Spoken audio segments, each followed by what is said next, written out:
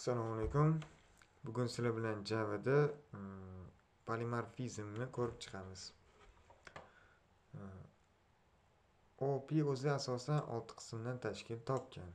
Ular class, object, inheritance, polymorphism, abstraction hamda encapsulation. Biz OOP ni boshlaganimizda birinchi bo'lib class ko'rdik.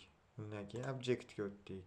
Keyin inheritance o'tdik. Mana bugun polymorphismni o'tamiz. Polimorfizmni o'tish uchun biz o'tgan darsni davomi sifatida qarasak ham bo'ladi. Polimorfizm o'zi bu inheritance davom etsak ham adashmagan bo'lamiz. O'tgan darsda mana biz ko'rdik, inheritance biz avtomobillar, mashinalar miqyos misolida ko'rib chiqdik. Mana birinchi avlodi yura oladi dedik, faqat yurardi dedik. Ikkinchi avlodi ham yura olardi, ham zamonaviy salonga ega dedik. Uchinchi avlodi u ikkitasidan tashqari motori kuchaytirilgan dedik. To'rtinchi avlod dizayn yana yaxshilangan dedikda, unda asosiy klassga o'tib, undan obyekt olib, ularni hammasini ishlatdik. Ekranda quyidagi natija chiqqan edi.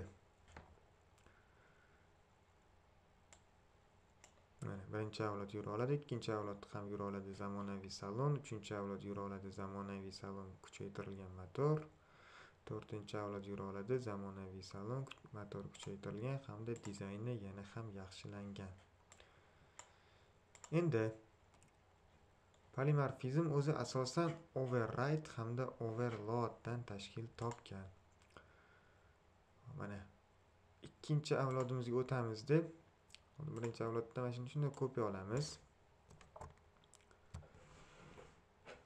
Control kopiya olamiz deb ikkinchi avlodga o'tamiz.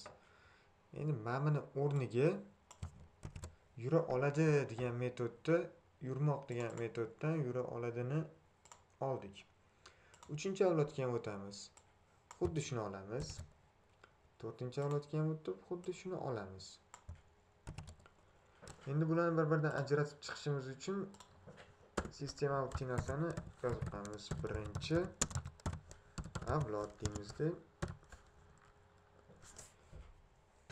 Endi ikkinchi avlodga o'tamiz.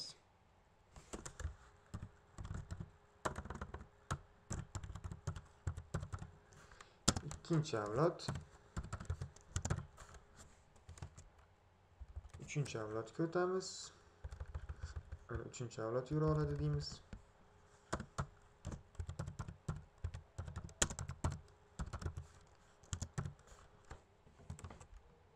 Endi xuddi shuni to'rtinchi avlodga o'tamiz. To'rtinchi avlod deymiz.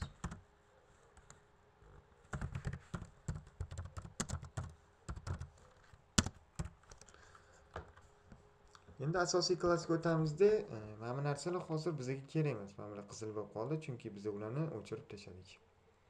Ularni hammasini o'chirib olganimizda kommentga olib qo'yamiz. Kommentariyaga mana.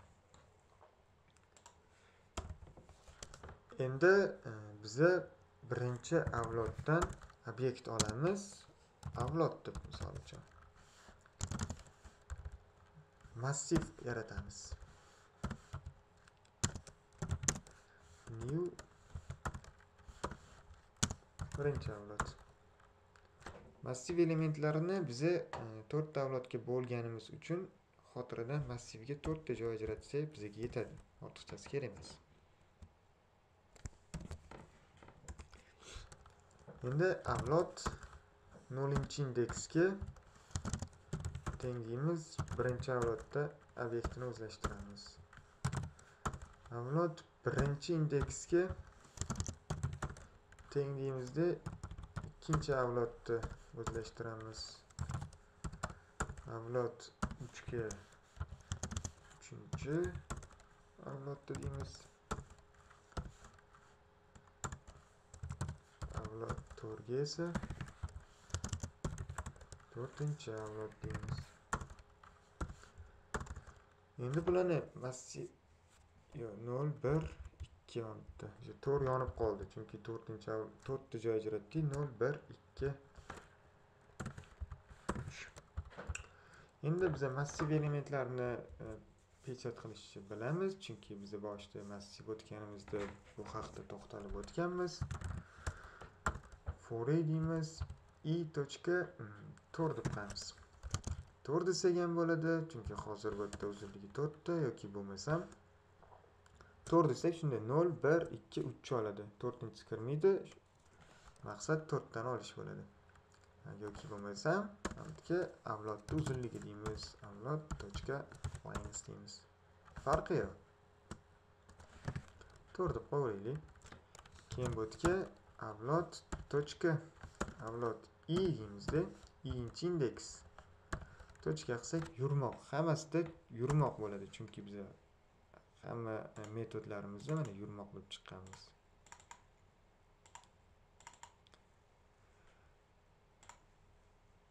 Bo'ldi, bularni hozir run qilsak, hammasi ekranda chiqadi.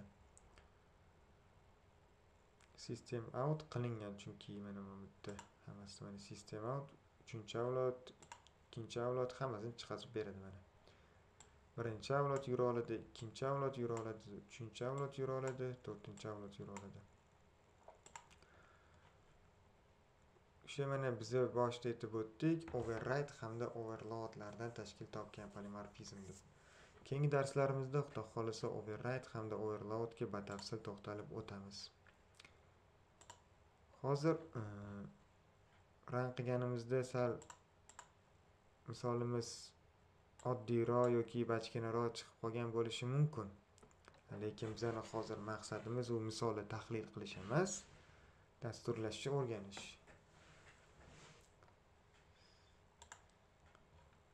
Shu bilan hozircha bugungi darsimiz tugadi.